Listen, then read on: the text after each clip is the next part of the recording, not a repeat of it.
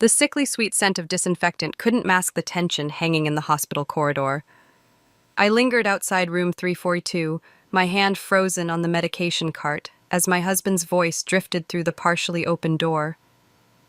Everything's arranged. She won't suspect a thing until it's too late. My name is Eliana, and after 19 years of marriage, I'd never heard that tone in Ronald's voice before. Calculated, cold, almost predatory. The transfer should be complete by Friday, he continued. Once the paperwork's filed, she'll have no legal recourse. Trust me, I've covered every angle. The cart's wheels squeaked as I shifted my weight. My hands trembled as I pretended to reorganize supplies, straining to catch every word. A patient call light flashed at the end of the hall, but for the first time in my 15 years as a nurse, I ignored it. Martha's divorce left her vulnerable. Perfect timing, really. And Marie, well, teenagers are easy to manipulate when they're angry at their parents. My sister and my daughter. The two people I'd been desperately trying to protect since Martha's marriage imploded 6 months ago. The medication vials clinked as my fingers tightened around the cart handle. Mother's already on board. She doesn't know the details, but she'll back my play. She always does.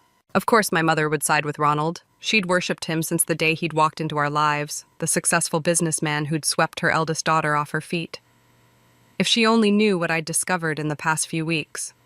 The missing funds from our joint accounts, the secret meetings, the whispered phone calls. Austin's keeping Marie distracted. Smart kid knows exactly what to say to keep her mind off what's happening at home, worth every penny I'm paying him. My daughter's tutor, the charming young man I'd trusted to help with her college preparations. The betrayal burned in my throat like acid. Footsteps approached the door. I pushed the cart forward, trying to appear busy as Ronald emerged, phone still pressed to his ear. He paused when he saw me, his practiced smile sliding into place. "Gotta go," he said into the phone. "Important meeting." He ended the call, tucking the phone into his suit pocket. "Sweetheart, what are you doing on this floor? I thought you worked in pediatrics." "Covering a shift for Marvin," I said, forcing myself to meet his eyes. "His mother's in hospice?" Always the helpful one. He kissed my cheek, his cologne overwhelming. "Don't work too late. Marie's making dinner tonight." I watched him stride away, his expensive shoes clicking against the linoleum. My daughter cooking dinner? Marie hadn't set foot in our kitchen since she'd started spending time with Austin 3 months ago. The call light was still blinking. I pushed the cart toward it, my mind racing. Whatever Ronald was planning, he'd wrapped our entire family into his scheme. My sister, my daughter, my mother. Even Marie's tutor was involved. In the supply closet, I pulled out my phone with shaking hands and called the one person I could still trust. "Marvin, I need your help." My voice cracked. "Remember when you said something felt off about Ronald's investment proposal for the hospital pension fund? I think I just found out why." The line went quiet for a moment. "What do you need?" he finally asked. "Access to the hospital's financial records. And—" I hesitated, knowing this request would change everything. "I need you to help me destroy my husband before he destroys our family." Another pause. "Come to my office after your shift. Bring everything you've found so far." I ended the call and leaned against the metal shelving, my heart pounding. The game Ronald was playing had rules I didn't understand yet, but I was done being a pawn. It was time to become a player. The call light blinked again, more urgent now. I straightened my scrubs and took a deep breath. First, I had patients to care for. Then, I had a family to save. The financial records spread across Marvin's desk told a story of calculated deception. Each transaction, each transfer painted a clearer picture of Ronald's scheme. But it was my sister's text that made my blood run cold. "Marie's not at my place," Martha wrote. "She said she was staying with me tonight." I gripped the edge of Marvin's desk. "I need to go." "Wait." Marvin's hand hovered over a document. "Look at these timestamps. The transfers to Austin's account started 3 months ago, right when Marie's grades began slipping." The pieces clicked together with nauseating clarity. That's when I hired him as her tutor. $2,000, weekly payments. Marvin tapped the screen. "That's not tutoring money." My phone buzzed again. Martha. "Found her. She's at that new cafe on 5th with Austin." "Keep watching them," I texted back. "I'm on my way." The cafe was packed with evening customers when I arrived. Through the window, I spotted my sister hunched in a corner booth, pretending to read a magazine. 3 tables away, Marie sat with Austin, her face animated as she gestured with her hands. The same way I used to at her age, when everything felt possible and adults were just obstacles to be overcome. "She's been here an hour," Martha whispered as I slid into her booth. "He keeps showing her something on his phone. She looks Excited. I studied Austin's body language, the calculated way he leaned forward, how his eyes darted to the door every few minutes. Has Ronald called?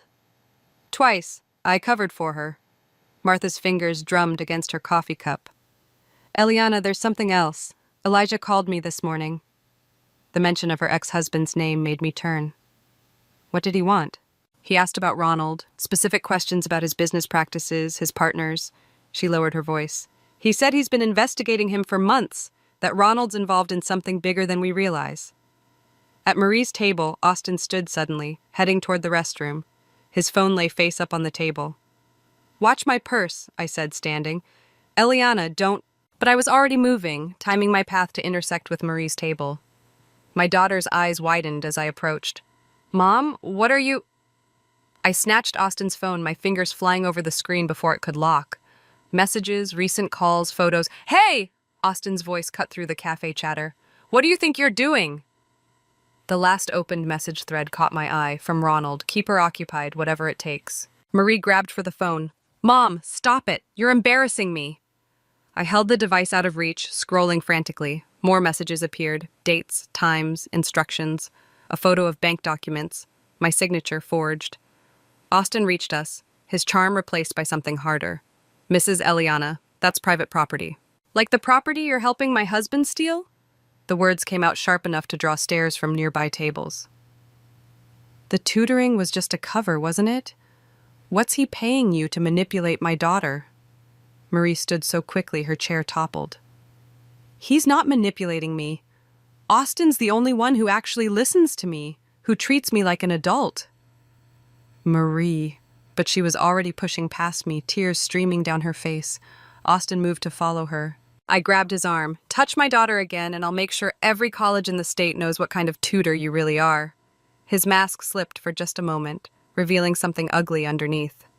Careful, Eliana. You don't want to make an enemy of your husband's friends. Martha appeared at my side as Austin retrieved his phone and left. Marie took off toward the bus stop. Want me to follow her? I shook my head, watching my daughter's retreating figure through the window. She'll go home. She has to keep up appearances for Ronald. What are you going to do? The cafe's overhead lights flickered, casting strange shadows across the empty table where my daughter had sat, plotting with my enemies. I'm going to talk to Elijah. If he's been investigating Ronald, he must have found something we can use. Be careful, Martha warned. Elijah's not exactly stable since the divorce. Neither am I.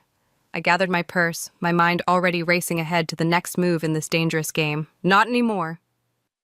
The hospital's administrative files filled Marvin's computer screen, each document more damning than the last. My hands trembled as I read the numbers. Pension funds diverted, investment accounts drained, employee savings vanished into shell companies. Ronald's been systematically stealing from the hospital for years, Marvin said, his voice tight. But here's where it gets worse. He pulled up another document. Your signature's on half these authorizations. That's impossible. I know you didn't, but someone did. He pointed to a date. This one was signed while you were in surgery with that trauma case last month, remember? The 6-hour procedure? The room seemed to tilt sideways. He's setting me up to take the fall. There's more, Marvin hesitated. The board's launching an investigation. Your name's already been flagged. A knock at the office door made us both jump. The handle turned before we could respond, and my mother's caregiver stepped in. Jason? I straightened. What are you doing here? Your mother sent me. His usually calm face was etched with concern. She needs you at the house, now. I can't just... Ronald's there, he cut in, with Marie. The drive to my mother's house was a blur. Jason's car weaved through traffic as he spoke in low tones. They arrived an hour ago. Ronald was agitated, started talking about moving assets, protecting the family. Your mother seemed confused, but she kept agreeing with everything he said. And Marie? Silent, wouldn't look at anyone. He gripped the steering wheel tighter. There's something else. A man showed up just before I left, said his name was Elijah. Martha's ex-husband. My chest tightened. What did he want? Don't know. Your mother wouldn't let him in, but he said he'd wait. The scene at the house was worse than I'd imagined. Elijah stood in the driveway, arguing with my mother. Ronald's voice boomed from inside. Marie sat on the front steps, her face buried in her phone. You have no right to be here, my mother shouted at Elijah. Haven't you caused enough damage? Show her the papers, Elijah called when he saw me. Show her what her precious son-in-law's been doing with her foundation's money. Ronald appeared in the doorway. Eliana, don't listen to him. He's trying to destroy our family. Like you destroyed mine? Elijah advanced.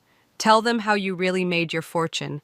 Tell them about the families you bankrupted. Mom? Marie's voice cracked. What's happening? I moved toward my daughter, but Ronald got there first.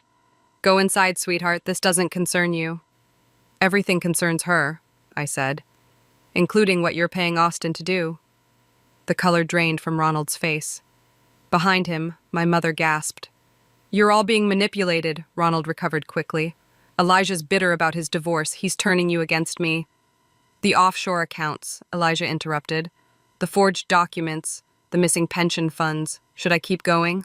Marie stood suddenly. Austin said you were helping him start a business. That's what the money was for. Marie, Ronald reached for her. Don't touch her. The words came out like ice. Don't you dare touch our daughter. Silence fell. Even the birds seemed to stop singing. Show them, Elijah pressed. Show them what I found. I pulled out my phone, opened the files Marvin had sent. Mother, look at these. Really look. But my mother backed away. I don't want to see anything he's given you. Ronald's protected this family. He's been stealing from you for years, Jason spoke up. Everyone turned. He stepped forward, pulled an envelope from his jacket. I've been watching, documenting everything. The late-night calls, the mysterious visitors, the papers he makes you sign without reading. Ronald's mask cracked. For just a moment, I saw the truth. The desperation, the fury, the fear. Marie, I said softly, check your phone, the last message from Austin. She did. Her face crumpled as she read. I trusted you, she whispered to Ronald. Then she ran inside. This isn't over, Ronald snarled, but his eyes darted between faces, calculating odds, measuring loyalty. No, I agreed. It's just beginning. The front door slammed as Elijah stepped closer, a predatory gleam in his eyes. Should I tell them about Singapore, or shall you? Ronald's face went ash gray.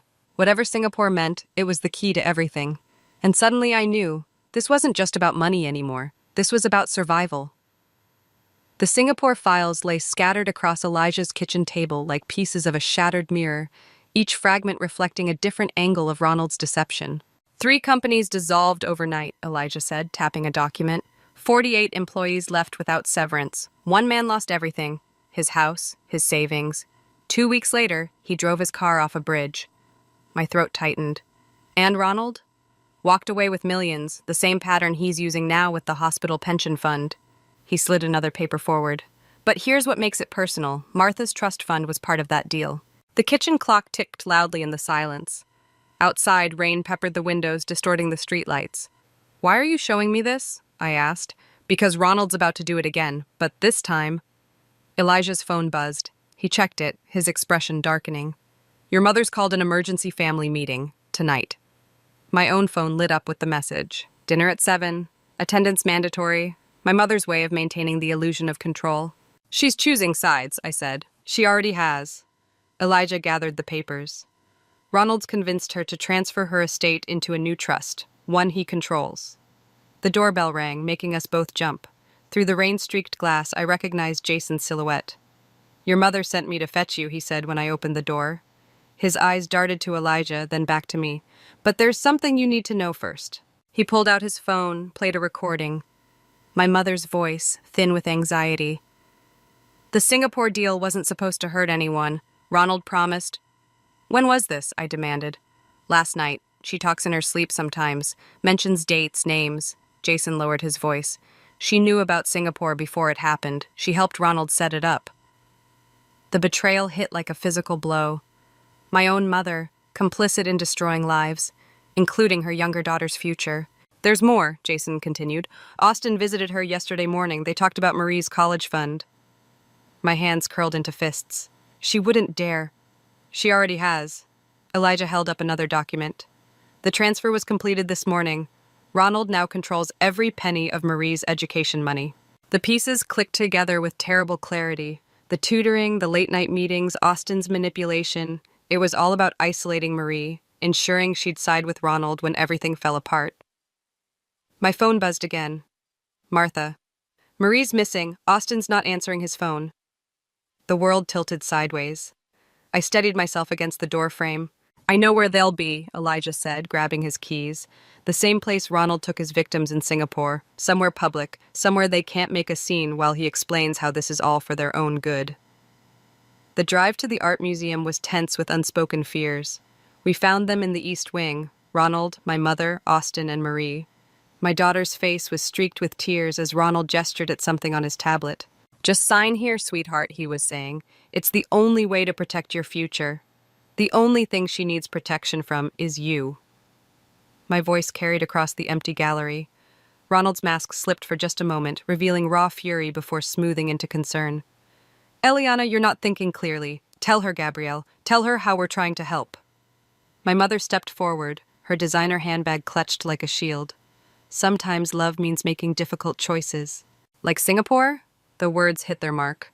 My mother stumbled back. "Jason recorded everything, Mother, every guilty whisper, every confession." Marie looked between us, confusion turning to understanding. "What's Singapore?" "Ask your grandmother," Elijah said quietly. "Ask her about the man who died because of their difficult choices." Austin moved toward Marie, but I was faster. "Touch her, and every recording, every document goes public. Your promising future ends right here." "Marie," Ronald tried one last time, "you know I only want what's best." "What you want," I cut in, "is control. But it's over. The hospital board knows everything. The police will too once they see what Elijah found." The tablet slipped from Ronald's hands, clattering on the marble floor. In the shattered screen, I caught my reflection and saw something I hadn't noticed before. I was smiling. The dining room in my mother's house felt like a stage set for a Greek tragedy. Crystal glasses caught the chandelier light, throwing prismatic shadows across faces that had become unrecognizable to me. Ronald sat at the head of the table, my mother to his right, both wearing expressions of practiced concern. "You're being unreasonable," my mother said, cutting her meat with precise movements. "Ronald has always protected this family." Marie pushed her food around her plate. The bruise on her wrist, from when she'd fallen earlier that afternoon, was darkening to purple. An accident that happened moments after she'd tried to tell me something about Austin. "Protection shouldn't leave bruises," I said. Ronald's fork clinked against his plate. "That was unfortunate, but if she hadn't been running—" "From what?" Martha interrupted. "What exactly was my niece running from?" The air crackled with tension. Jason moved silently around the table, refilling water glasses, his presence a reminder of everything he'd overheard. "Marie," Ronald's voice softened dangerously, "why don't you tell them about the scholarship opportunity Austin found for you, the one in Singapore?" My daughter's face went pale. I haven't decided." "It's already arranged," my mother cut in. "The paperwork just needs signatures." The room tilted sideways. "Singapore. Always Singapore." "She's 17, I said. "She can't leave the country without my consent." "Actually," Ronald pulled out a folder, "as her legal guardian—" "What did you say?" "The papers you signed last month for Marie's college fund?" He smiled. "They included a transfer of guardianship. Temporary, of course, just until she turns 18. Martha's glass shattered in her grip, blood mixed with water on the white tablecloth. "You forged those papers," I whispered. "Prove it." Ronald's mask slipped, revealing something reptilian beneath. "Your signatures on everything. The hospital transfers, the trust documents, even the Singapore arrangements.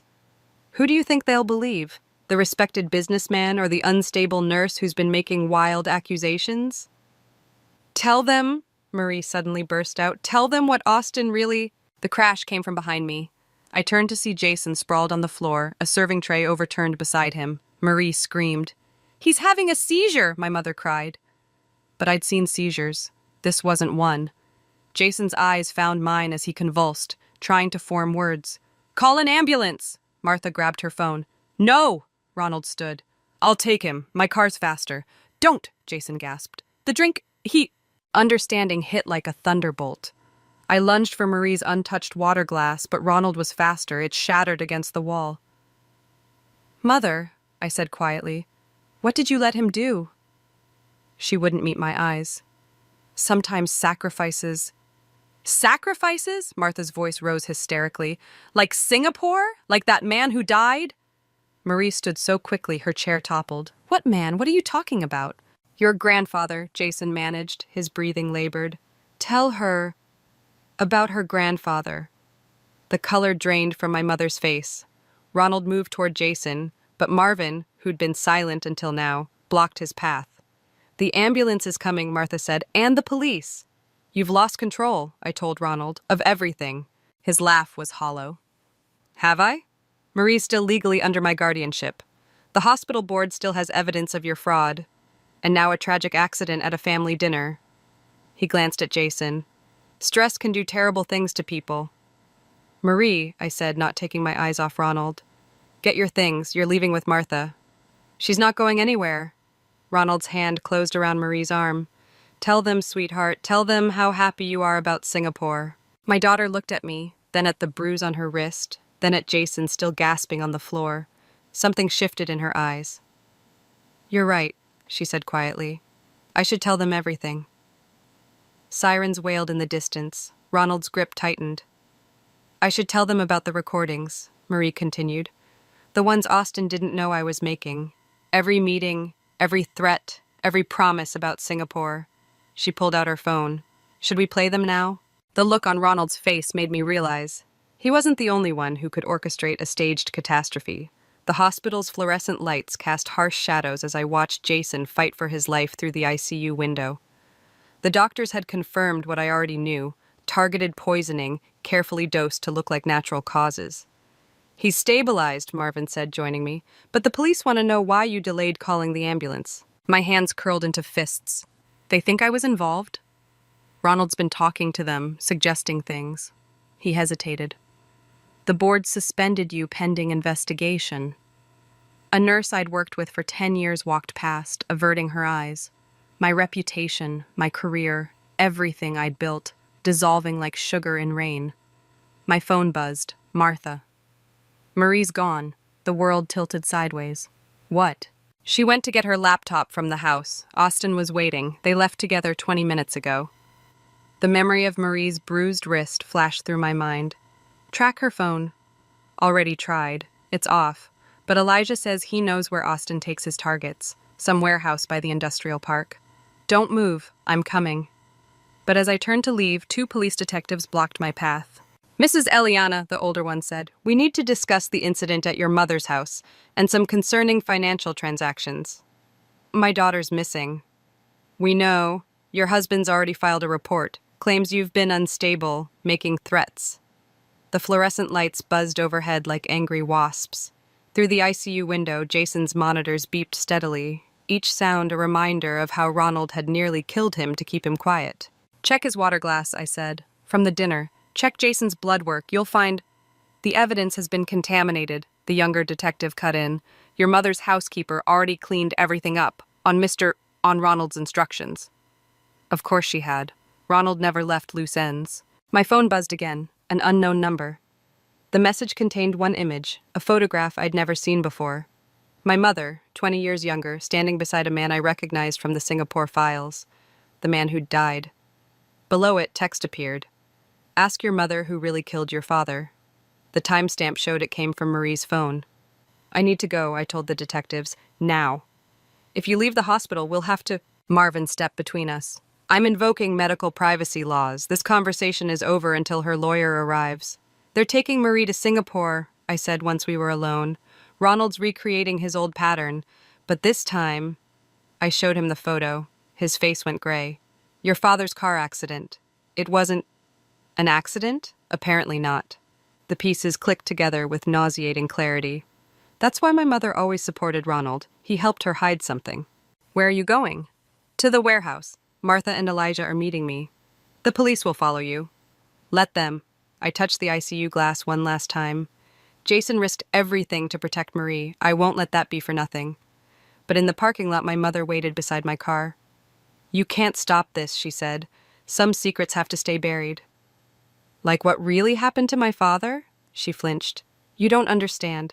"I understand that you and Ronald murdered my father. That you've been helping him destroy lives ever since. That now you're helping him take my daughter. To protect her, Singapore is safe, far from all this mess you're creating. The last time Ronald sent someone to Singapore, they died. Your father was weak. He would have ruined everything, just like you're trying to do now." She pulled out her phone. "One call, and those detectives arrest you. Marie goes to Singapore with Austin. Clean slate." And if I back off? Then maybe we can discuss arrangements, supervised visits once she's settled. The hospital lights cast my mother's shadow long and dark across the pavement. In it, I saw every lie, every manipulation, every moment she'd chosen Ronald's schemes over her own children. You know what's funny? I said quietly. I actually recorded that entire conversation, just like Marie recorded Austin. I guess it runs in the family. Her face contorted. She reached for her phone, but I was already moving. Behind her, Marvin appeared with the detectives. I'll tell them everything, she hissed as they approached. Good. I got into my car. Start with Singapore. I'm sure they'd love to hear about my father's accident. In the rearview mirror, I watched them lead her away. One betrayal exposed. But Marie was still out there, and time was running out. The warehouse loomed against the twilight sky, its broken windows reflecting the last traces of sunlight. Martha's car was already parked outside, Elijah standing guard beside it. Third floor, he said as I approached. Ronald's waiting with Austin. They have Marie. The police? 10 minutes out, but... He hesitated. There's something else. The Singapore files. They weren't just about money laundering. They were about human trafficking. Young girls sent overseas as students. The bruise on Marie's wrist flashed through my mind. That's why he wanted guardianship. Eliana, Martha emerged from the shadows. Jason's awake. He told the police everything. About Mother, about Dad's accident, about Ronald's operation. Then we end this. Now. The warehouse stairs creaked under our feet. Each step brought back memories. My father's smile, my mother's lies, Ronald's calculated manipulation of everyone I loved. We found them in what had once been an office. Marie sat in a corner, Austin's hand on her shoulder. Ronald stood by a desk covered in papers, looking almost bored. Right on schedule, he said, though I expected you sooner. It's over, I said. The police know everything, about Singapore, about the trafficking, about my father. Do they? He smiled. Or do they have the story your mother's telling them? About how you've lost your mind with paranoid delusions, how you've been threatening Marie, tampering with hospital records? I have proof. You have nothing. Every document, every recording, it all leads back to you. The perfect fall from grace. Respected nurse becomes unstable conspiracy theorist, loses everything, he gestured to Marie, including her daughter. Show her, Marie said suddenly. Ronald's smile faltered. What? Show her what you made me record, my daughter's voice trembled. The confession you forced me to make. Austin's grip tightened on her shoulder. Marie. Or I could show them this instead. She pulled out her phone. Every meeting, every threat, every detail about Singapore, about what really happened to my grandfather. The temperature in the room seemed to drop. Ronald's mask cracked, revealing something feral beneath. You ungrateful little... He lunged for the phone. Several things happened at once. Austin pulled Marie back. Martha screamed. Elijah moved to intercept Ronald. And I saw the glint of metal in Ronald's hand. The gunshot echoed off concrete walls. Elijah stumbled, clutching his side. Martha ran to him as Ronald turned the gun toward Marie. The phone, he said. Now. It's already uploaded, Marie said. Everything, to every news outlet in the city, to the police, to the hospital board. You're lying. Check your phone, I said quietly. The notifications should be starting right about now. His free hand fumbled for his pocket. As his attention wavered, Austin made his move, but not the one I expected. He shoved Marie toward Ronald. We had a deal, Austin said. I deliver her to Singapore, I get my cut. You pathetic. Marie twisted away from both men. I recorded you too, every promise, every plan. Did you really think I was that naive? Sirens wailed in the distance. Ronald's composure shattered completely. You're just like your father, he snarled at me. He couldn't understand either. The bigger picture, the necessity of sacrifice. The only sacrifice, I said, was letting you into our lives. He raised the gun again, but this time Marie was ready. She threw her phone at his face as Martha tackled him from behind. The gun skittered across the floor. Austin bolted for the door, but Elijah, despite his wound, caught him with a well-placed punch. Singapore, Ronald spat as I picked up his gun. You have no idea what you've lost. The connections, the power. The only power you had, I said, was what we gave you. And now? I nodded toward the window where red and blue lights painted the warehouse walls. Now you have nothing. As the police burst in, I watched my husband's empire crumble. But it was Marie's hand slipping into mine that told me we'd truly won. Mom? She whispered. I'm sorry I didn't tell you sooner. About the recordings. You did exactly what you needed to do. I squeezed her hand. You survived, just like I taught you. Through the broken windows, dawn began to break, the first light of a world without Ronald's shadows. The visiting room at the detention center smelled of industrial cleaner and stale coffee. Austin sat across from me, his charm replaced by something harder, more desperate. I want a deal, he said. You had your chance for deals. I placed a folder on the table. But there's something you still haven't explained, the other girls. His eyes darted to the guard by the door. I don't know what... Oh. Singapore wasn't just about Marie. Ronald's operation went back years. How many others did you help him target? Help him? Austin's laugh was brittle. You still don't get it, do you? This was my operation. Ronald was just the money man, the respectable face. I found the girls, I groomed them, He stopped, realizing too late what he'd admitted. Behind the two-way mirror, I knew the detectives were recording everything. Marie was different, he continued quickly. I actually cared. Save it for your trial, I stood. The Singapore authorities are particularly interested in your testimony. Outside, Marie waited with Martha. My daughter's face had regained its color, though the bruise on her wrist had faded to a yellowish reminder. Did he confess? She asked. To everything, including the other victims. I touched her shoulder. You saved them, you know. Your recordings, your courage, you brought down their entire network. But not without help, she glanced at Martha. Aunt Martha taught me how to hide the recordings, and Elijah is recovering well, Martha finished. The doctors say he can leave the hospital next week. We drove to the courthouse where my mother's hearing was scheduled. Jason sat on the steps, looking frail but determined. They're ready for us, he said. Inside, my mother wouldn't meet my eyes as she pleaded guilty to conspiracy charges. The judge's words washed over me. Sentences, restitution, closure.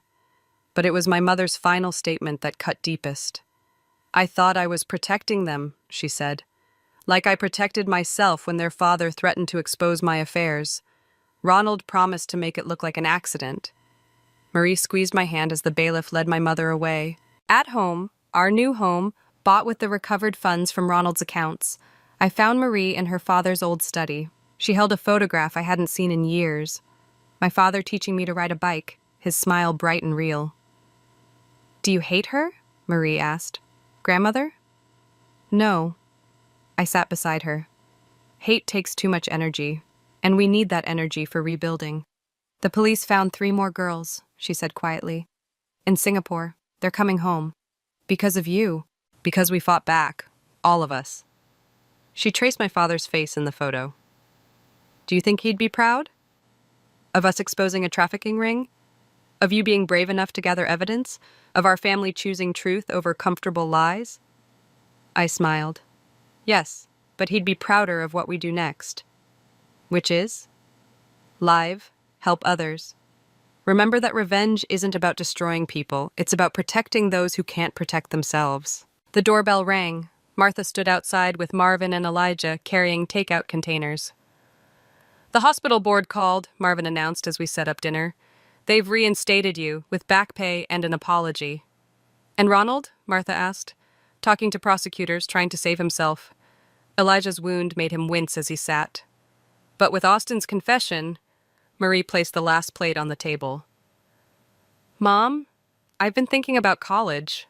Singapore's definitely off the list, I said. Actually, she straightened, I want to study criminal justice, help other families fight back. The evening light filtered through our new windows, casting warm shadows across faces that had weathered betrayal and emerged stronger, not unscathed, but unbroken. First rule of fighting back, I said, raising my glass. Never do it alone. To family, Martha offered. To truth, Elijah added. To justice, Marie said firmly.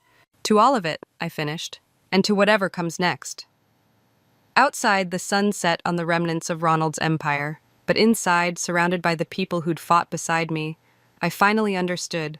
Sometimes the best revenge isn't about getting even, it's about getting free. The letter arrived on a Tuesday, landing like a grenade in my perfectly ordered life.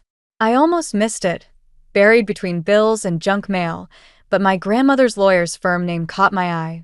My hands trembled as I tore open the envelope, standing in my kitchen where I'd shared countless cups of tea with Gran before she passed. My name is Laurel, and until that moment, I thought I'd process my grandmother's death as well as any doctor could. Being an oncologist, I'm familiar with loss. But nothing prepared me for what that letter contained. Dear Dr. Whitaker, it began formally.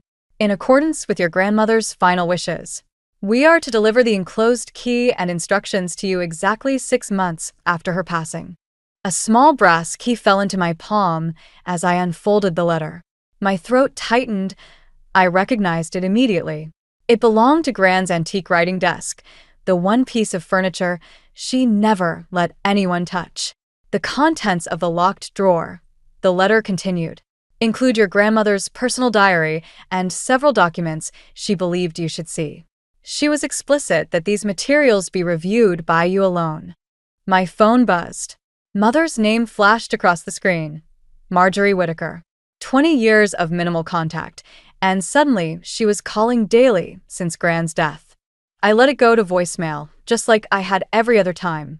Laurel, honey. Her message played later as I poured a generous glass of wine. Clyde and I were thinking about visiting next weekend. There are some things we need to discuss about your grandmother's estate. I deleted the message before it finished.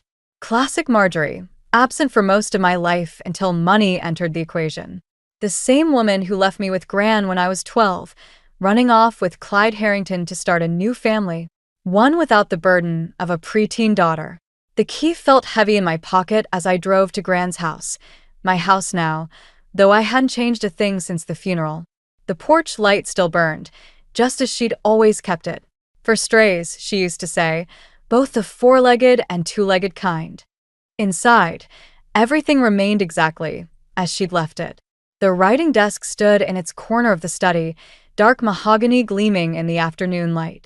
I approached it slowly, running my fingers along its smooth surface, remembering how Gran would shoo me away whenever she caught me trying to peek inside. The key slid in perfectly.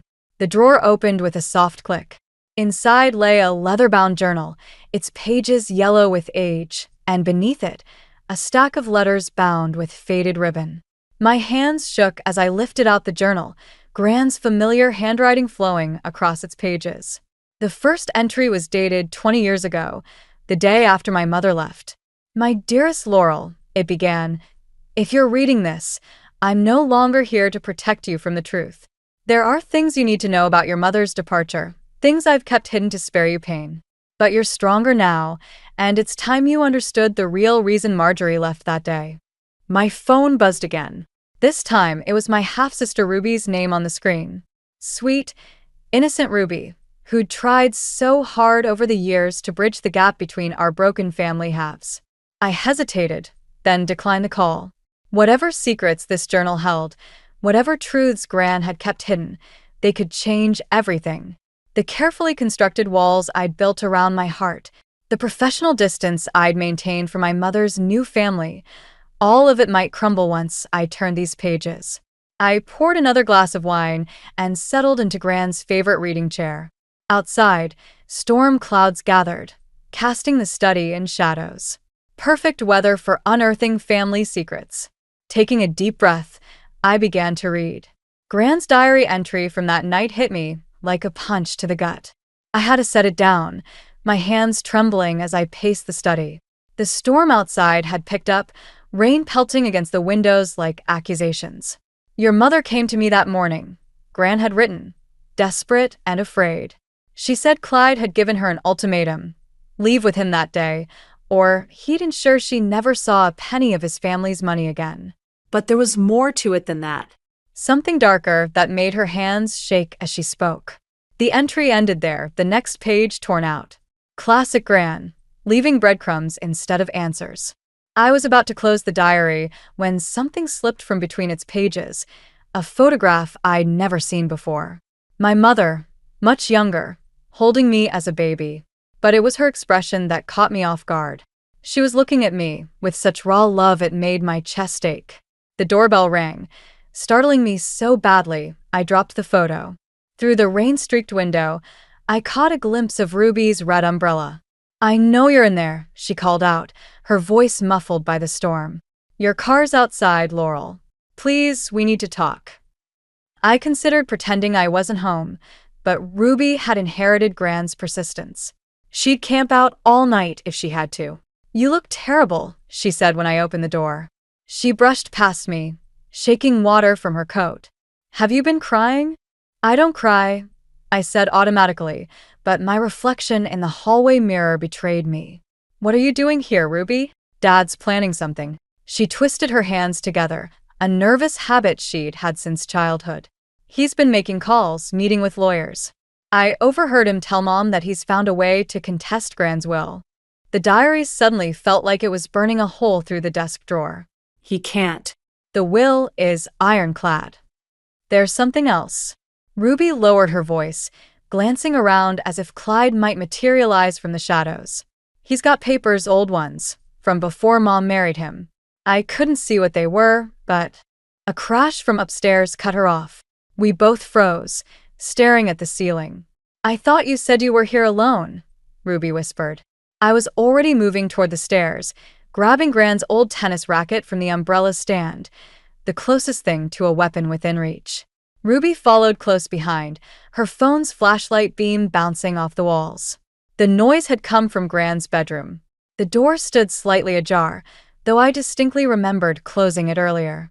Inside, the window was open, curtains billowing in the wind, rain soaking into the carpet. And there, silhouetted against the lightning, was a figure hunched over Gran's dresser, rifling through the drawers. "Stop right there," I commanded, wielding the tennis racket like a sword. The figure straightened slowly, turning to face us. In the next flash of lightning, I recognized the sharp features and perfectly styled hair, even after all these years. "Hello, Laurel," said Aunt Opal, clutching a stack of papers to her chest. "I was hoping to avoid this particular family reunion. What are you doing here?" My voice shook with anger. "How did you get in?" "Your grandmother gave me a key years ago." Opal's smile was razor-thin. "She knew someone would need to clean up after she was gone. Some things are better left buried, dear. For everyone's sake." Behind me, Ruby gasped. "Those are the same kind of papers Dad has." Opal's expression flickered. "So Clyde found his copy. I should have known he wouldn't let this go." She straightened her spine, every inch the proper lady she'd always pretended to be. "We need to talk, Laurel, about what really happened the day your mother left." Lightning flashed again, illuminating the papers in Opal's hands. In that brief moment, I caught a glimpse of what looked like a contract, my mother's signature bold at the bottom. The truth, it seemed, was about to get a lot more complicated. The contract in Aunt Opal's hands was dated exactly 1 week before my mother left.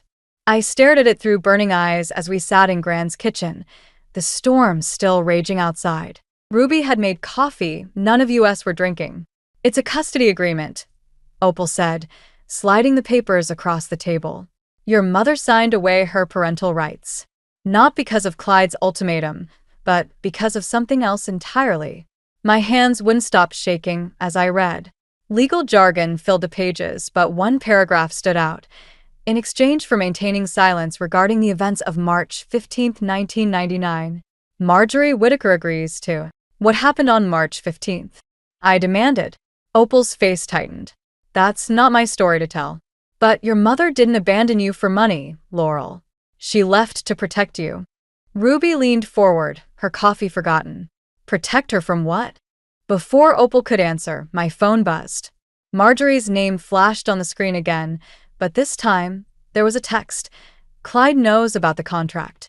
He's coming for the house. Don't let him in." As if on cue, headlights swept across the kitchen windows. A car door slammed. "He followed me," Ruby whispered, face pale. "I'm so sorry. I should have been more careful." Opal moved faster than I'd ever seen her move, gathering the papers. "Get these somewhere safe. Now." Heavy footsteps on the porch, then pounding on the door. "Laurel." Clyde's voice boomed through the house. "Open up. We need to discuss your grandmother's estate." I shoved the contract into Gran's recipe box and thrust it at Ruby. "Back door. Go to my apartment." Don't stop for anything. Ruby hesitated only a moment before slipping out through the kitchen. The pounding continued. I know you're in there. Your aunt's car is outside. A pause. Don't make me call the police, Laurel. I have documentation proving your grandmother wasn't of sound mind when she changed her will. Opal's laugh was bitter. Documentation he fabricated, no doubt. She straightened her spine. Let him in.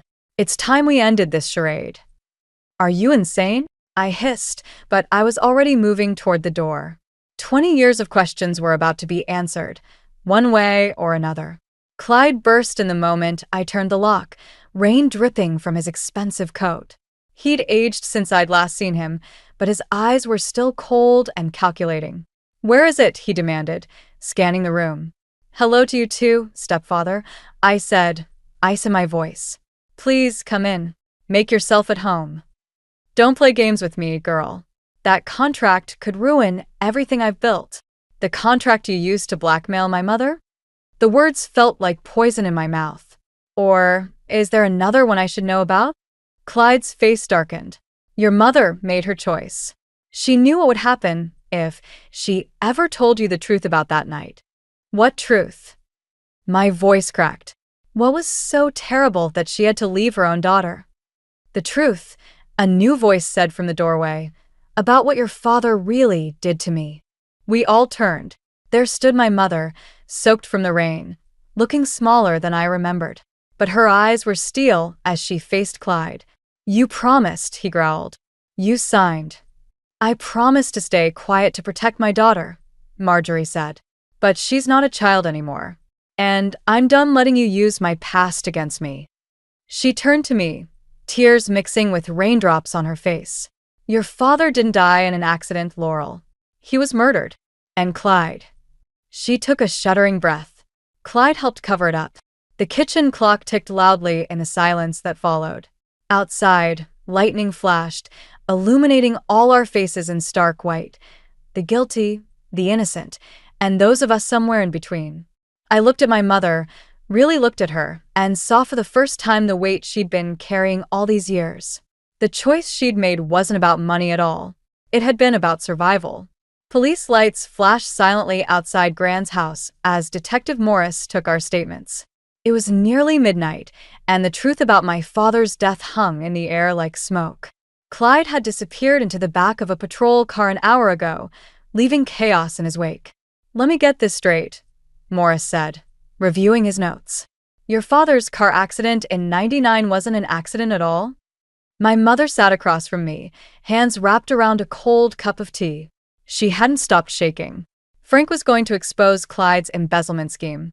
The brake lines in his car weren't cut by accident. I stood up abruptly, needing to move.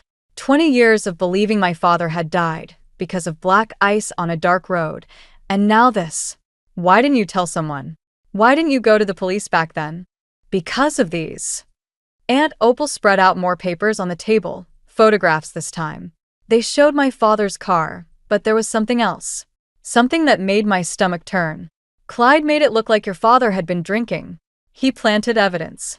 Made sure your mother knew that if she talked, everyone would believe Frank died driving drunk with his 12-year-old daughter in the car. The room spun slightly. I'd been in the car that night. I remembered Dad dropping me at a friend's house just hours before the crash. He threatened to destroy Frank's reputation, my mother whispered. To make you grow up believing your father was responsible for his own death. I couldn't let that happen. Detective Morris's pen scratched across his notepad. And MS. Whitaker, Evelyn, she knew about this. Gran knew everything, I said, the pieces finally clicking into place. That's why she left me the diary. She was making sure the truth would come out after she was gone. A soft knock at the door made us all jump. Ruby stood there, still clutching Gran's recipe box with the contract inside. Dad's lawyer is here, she said quietly. He's saying there's no proof. That it's all hearsay after 20 years. The detective's face remained carefully neutral. Physical evidence from that long ago will be difficult to recover. Without a confession, there's more. My mother's voice had changed, stronger now. She reached into her purse and pulled out a USB drive. I've been collecting evidence for years. Bank records, emails, conversations I recorded. I knew someday Clyde would slip up, get too confident. When he started pushing about Evelyn's estate, I knew it was time. Morris took the drive like it might explode. You've been building a case against your own husband? I've been waiting for a chance to protect my daughter. Both my daughters. She looked at Ruby, then at me. I should have done it sooner. I'm so sorry, Laurel. I thought I was protecting you, but I was just protecting myself from having to face what I'd done. Ruby moved to sit beside our mother, taking her hand. The gesture was so simple, so forgiving, it made my throat tight. There's something else you should see, Opal said, pulling one final envelope from her bag. Evelyn wrote this the day before she died. She made me promise to keep it until we had proof about Frank's death. The letter inside was in Gran's familiar handwriting, but shakier than I remembered. As I read, my hands began to tremble. My dearest Laurel, it began, by now you know the truth about your father. What you don't know is that he left something for you. Something Clyde has been searching for all these years. I looked up at my mother, whose eyes had gone wide with recognition. The evidence, she breathed, the original evidence of Clyde's embezzlement. Frank hid it somewhere in this house before he died. That's the real reason Clyde wanted the estate. He's still looking for it. Detective Morris was already reaching for his radio. We need to get a forensics team in here. Now. Outside, more police cars were arriving, but I barely noticed. I was already moving toward Gran's study, my mind racing. If Dad had hidden something in this house 20 years ago, there was only one place he would have put it. The same place I used to hide my own secrets as a child, behind the loose brick in the study fireplace. The loose brick slid out easily, as if it had been waiting all these years for my touch. Inside was a dusty manila envelope, sealed with my father's familiar scrawl across the front. For my Laurel, when the time is right. Did you find something? Detective Morris called from the doorway. Before I could answer, Ruby's scream pierced the air. He's out. Dad's out on bail. My mother appeared behind Morris, face ashen.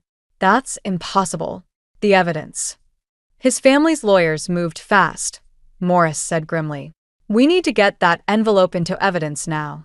I clutched the package to my chest, my father's last message to me. I need 5 minutes with this first. Laurel. My mother stepped forward. We don't have time. 5 minutes, I repeated, my voice sharp enough to make her flinch. You've had 20 years to process this. I need 5 minutes. I locked myself in Gran's bathroom, hands shaking as I opened the envelope. Inside were bank statements, photographs, and a letter. But what caught my eye was a small key card with a bank logo and safety deposit box number. My phone buzzed. Unknown number. Hello, Laurel. Clyde's voice was eerily calm. I believe you have something that belongs to me. Nothing here belongs to you. No? Ask your mother about December 12th, 1998. Ask her what really happened to those missing funds before your father started investigating me. The bathroom door rattled. Laurel? It was Ruby. Dad's car just pulled up outside. I stared at the documents in my hands. December 12th, 1998. There it was, a transfer record with my mother's signature. She was in on it, I whispered. At the beginning. Smart girl, Clyde said. Your mother helped me set up those accounts. She only turned on me when your father found out. She's not the victim she pretends to be. The front door slammed downstairs. Heavy footsteps. I'm coming up, Clyde called out. Let's handle this like family. I cracked open the bathroom door. Ruby stood there, tears streaming down her face. Mom's gone. She just ran out the back door. Of course, she had. Running was what she did best. Get these to Morris. I shoved the envelope at Ruby. Go out the window, down the trellis like we used to. Don't stop for anything. What about you? I pulled Gran's diary from my pocket. I need answers first. Laurel? Clyde's voice was closer now. Let's talk about a deal. Ruby squeezed my hand before disappearing through the window. I walked out to face my stepfather, Gran's diary held tight against my chest. He stood at the top of the stairs, still in his expensive suit despite the late hour. Where are the documents? Gone. Like your leverage over my mother. His smile didn't reach his eyes. You really think she's worth protecting? After everything she's done? I'm not protecting her. The diary's spine crackled under my grip. I'm finishing what my father started. Your father was a fool who didn't understand business. My father, I said quietly, taught me where to hide things. Want to know what else he taught me? Clyde took a step forward. Don't play games. He taught me that the truth always comes out. December 12th, 1998. I know Mom helped you. But I also know from Gran's diary that she tried to stop you once she realized what you were really doing. That's why you needed her gone, why you threatened her with my father's reputation. His face darkened. You have no proof. I have Gran's diary. I have Ruby's testimony about your threats. And I have. I pulled out my phone, showing him the recording icon. Your confession from downstairs earlier. The police may have let you go, but they're going to love hearing this. Clyde lunged forward just as Detective Morris appeared behind him, gun drawn. That's enough, Morris said. Hands where I can see them. As they led Clyde away again, I saw my mother standing in the garden, watching through tears. She took a step toward the house, but I turned away. Some betrayals cut too deep for second chances. Or so I thought. 3 days after Clyde's arrest, I found myself sitting in the safety deposit box vault, staring at the contents of box 2317. My father's final evidence lay scattered before me. Photos, ledgers, and a videotape labeled insurance. But it was the handwritten confession that made my hands shake.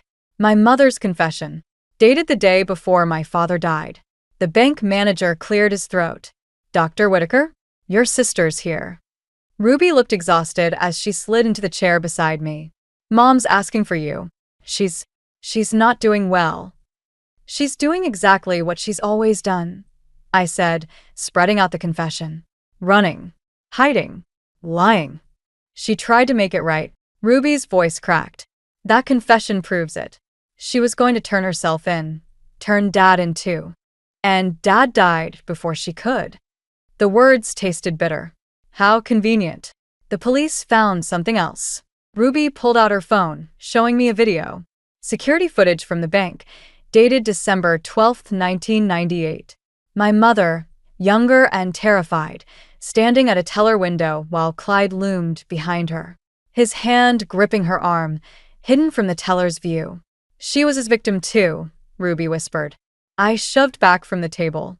Don't make excuses for her. She had choices. Like what? Let him kill Dad sooner? Let him come after you. Ruby's voice rose. You read Gran's diary. You know what Clyde was capable of. The diary. I'd been avoiding its final pages, afraid of what else I might learn. Afraid Gran's last words might force me to forgive when all I wanted was justice. My phone buzzed. Detective Morris. Clyde made bail again. Higher-ups intervening. Watch your back. Ruby read the message over my shoulder. He'll come for the evidence. For all of us. Let him try. I gathered the documents, but Ruby grabbed my wrist. You sound just like Dad did. Her words hit like a slap. All righteous anger and no self-preservation. Look where that got him. What do you expect me to do? Forgive and forget. I expect you to survive. Ruby's eyes filled with tears. Mom's in the hospital because she finally stood up to him. She took pills, Laurel. They're saying she might not make it. The world tilted sideways. What? She left a note. For you. Ruby pulled out an envelope, hospital letterhead visible through the thin paper. She said if anything happened to her, you'd find the rest of Dad's evidence in her old music box. The one she left behind when she abandoned me. I stared at the envelope, remembering that music box. The one that played Beethoven's Moonlight Sonata. The one I'd smashed against the wall the day after she left. Oh God. The realization hit like ice water. The pieces. I threw them away. What pieces? The music box. I destroyed it. My legs gave out, and I sank into the chair. If there was evidence inside. Ruby's phone rang. Her face went pale as she listened. We have to go. Now. Dad's been to the house. He's torn it apart looking for something, and now he's heading to the hospital. To Mom. I looked down at the confession in my hands. 20 years of anger and betrayal warred with the image of my mother, young and frightened, Clyde's hand leaving bruises on her arm. If we lose her, Ruby's voice broke. If he gets to her before she wakes up, we'll never know the whole truth. The truth. I'd been so focused on exposing it, on finally understanding why my family had shattered, that I hadn't considered the cost. Now my mother was dying, Clyde was free, and the final pieces of evidence might be sitting in a landfill somewhere, destroyed by my own teenage rage. Sometimes revenge doesn't taste like justice at all. Sometimes it tastes like ashes and regret. Let's go, I said, pocketing the confession. It's time to end this. One way or another. The hospital corridor stretched before me like a gauntlet. Ruby had gone to get security, leaving me alone outside my mother's room. Through the window, I could see her still form, tubes and wires making her look smaller than I remembered. Movement at the end of the hall caught my eye. Clyde. I slipped into the room, quietly closing the door. My mother's heart monitor beeped steadily as I pulled Gran's diary from my bag, finally opening to those last pages I'd been avoiding. I knew you'd come. I spun around. My mother's eyes were open, clear despite the medication. Save your strength, I said, moving toward the call button. She caught my wrist. The music box. Did you find it? I destroyed it. 20 years ago. A faint smile touched her lips. No. You didn't. Her voice was barely a whisper. Your grandmother? She saved the pieces. Built a false bottom. In her jewelry box. The door opened. Clyde stood there, his expensive suit incongruous against the sterile hospital walls. Family reunion? His smile didn't reach his eyes. How touching. It's over, Clyde. I positioned myself between him and the bed. We have everything. The confession, the bank footage, Dad's evidence. You have pieces of a puzzle you don't understand. He closed the door behind him. Your father was going to destroy everything I'd built. Your mother helped me stop him. She was trying to protect me, I said, but doubt crept in. You threatened her. Did I? He pulled out his phone, showing me an old email. From my mother to him, dated the day before Dad died. Read it. My hands shook as I took the phone. Meet me at the usual place. Frank suspects nothing. Everything's arranged. No. My mother's voice was stronger now. Show her the rest. Clyde's face darkened. Marjorie? The rest of the email thread, she insisted. The part where you threatened to hurt Laurel if I didn't help you. The part where you admitted to tampering with Frank's car. A commotion erupted in the hallway. Ruby's voice raised an argument with hospital security. It doesn't matter now. Clyde moved closer to the bed. None of you will testify. Not if you want to keep your medical license, Laurel. Did you think I wouldn't find out about those prescriptions you wrote for your grandmother? The ones that helped ease her passing? My breath caught. Gran's last days. The pain medication. Leave her alone. My mother struggled to sit up. I've already sent copies of everything to the police. Everything, Clyde. Including what you did to your first wife. The monitor's beeping accelerated as Clyde reached for my mother. I moved without thinking, years of suppressed rage finally finding their target. The diary flew from my hands as I shoved him back, papers scattering across the floor. Among them, fluttering like leaves, were photographs. Not from the music box or Dad's evidence, but from Gran's diary. Photos of a young woman, bruised and frightened. Clyde's first wife. Gran knew, I whispered. She knew all along. She tried to warn Frank. My mother's voice cracked. That's why I had to choose. You or him. I chose you. Clyde lunged for the photos, but the door burst open. Ruby stood there with Detective Morris and 2 officers. Actually, Ruby said, holding up her phone, you chose all of us. She'd been recording everything. As they led Clyde away, I picked up Gran's diary. The final entry was short. Sometimes the greatest act of love is letting go of revenge. Forgiveness isn't weakness, my dear Laurel. It's the strength to build something new from the ashes of what was lost. My mother's hand found mine, warm despite everything. I never stopped loving you, she whispered, even when I had to let you hate me. Outside, the sun was rising, painting the hospital room in shades of gold and shadow. Sometimes the light shows us things we couldn't see in the dark, like the difference between justice and revenge, or the fine line between love and sacrifice. I squeezed my mother's hand, 20 years of anger finally giving way to something else, something that felt almost like hope. 6 months after Clyde's conviction, I stood in Grand's study, my study now, sorting through the last of her belongings. Ruby sat cross-legged on the floor, piecing together the restored music box while our mother watched from the doorway, still moving carefully after her hospital stay. Found it, Ruby announced, fitting the final piece into place. The false bottom slid open with a click, revealing not documents, but a single photograph. My father holding me as a baby, my mother beside him, all of us laughing at something just out of frame. I remember that day, my mother said softly. Frank had just told one of his terrible jokes. I traced the edge of the photo, wondering how different things might have been if we'd stayed frozen in that moment of joy. Why did Gran keep this hidden instead of the evidence? Because evidence proves guilt, Ruby said, wisdom beyond her years in her voice. But this proves there was something worth saving. The doorbell rang. Aunt Opal stood on the porch, clutching a familiar leather-bound book. Found this while packing up my place, she said, holding out another of Gran's diaries. It's from before, everything, when your parents first met. I took the diary but didn't open it. Some stories didn't need to be excavated. Some truths could rest in peace. I'm selling the house, I announced suddenly.